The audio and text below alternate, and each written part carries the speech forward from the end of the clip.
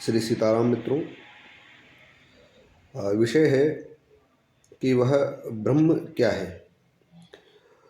तो साधारणतः जो संस्कृत भाषा है उसमें इसका जो सिंपल अर्थ मिलता है वह है जो विस्तार ले रहा है वह ब्रह्म है। अगर हम देखें कि विस्तार कौन ले रहा है तो इसको समझें, ईश्वर कौन है या वह ब्रह्म कौन है। तो जो कोई भी एक मूल चेतना है वह विस्तार ले रही है, और जो विस्तार ले रही है वही ब्रह्म है। इसके संबंध में वेदांत दर्शन में भी आया है। वेदांत दर्शन के पहले अध्याय का पहले पाद का पहला सूत्र है, अथात तो ब्रह्म जिज्ञासा। जीव जिज्ञासा करता है कि वह ब्रह्म कौन है।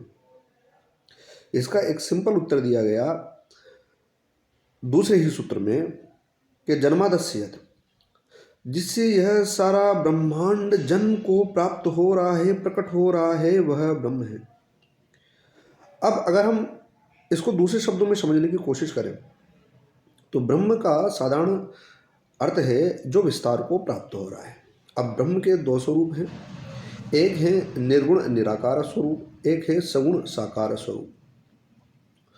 तो वह तत्व जो निर्गुण निराकार तत्व के रूप में भी विस्तार को प्राप्त हो रहा है वह ब्रह्म है, और जो सृष्टि के रूप में भी विस्तार को प्राप्त हो रहा है, अर्थात जिससे सृष्टि बढ़ती जा रही है, प्रकट होती जा रही है, जीवों का जन्म होता जा रहा है, अर्थात यह सृष्टि विस्तार को प्राप्त हो रही है। ऐसा ही वर्तमान भौतिक विज्ञान भी मानता है कि सृष्टि विस्तार को प्राप्त हो रही है।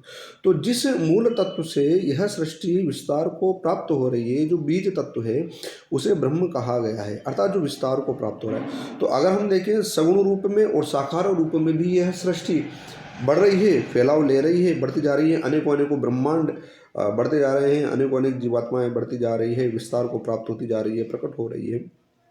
तो जिस मूल सत्ता से उन सभी जीवात्माओं का, इस ब्रह्मांड का अस्तित्व हो रहा है सगुण और साकार रूप में, वह ब्रह्म है। और ब्रह्म अपने निर्गुण और निराकार स्वरूप में मोक्ष की उपलब्धि से विस्तार को प्राप्त हो रहा है, वह ब्रह्म है। तो सिंपल सी बात है, जो विस्तार को प्राप्त हो रहा है वही ब्रह्म है। इस बात को इस प्रकार से हमें समझना चाहिए।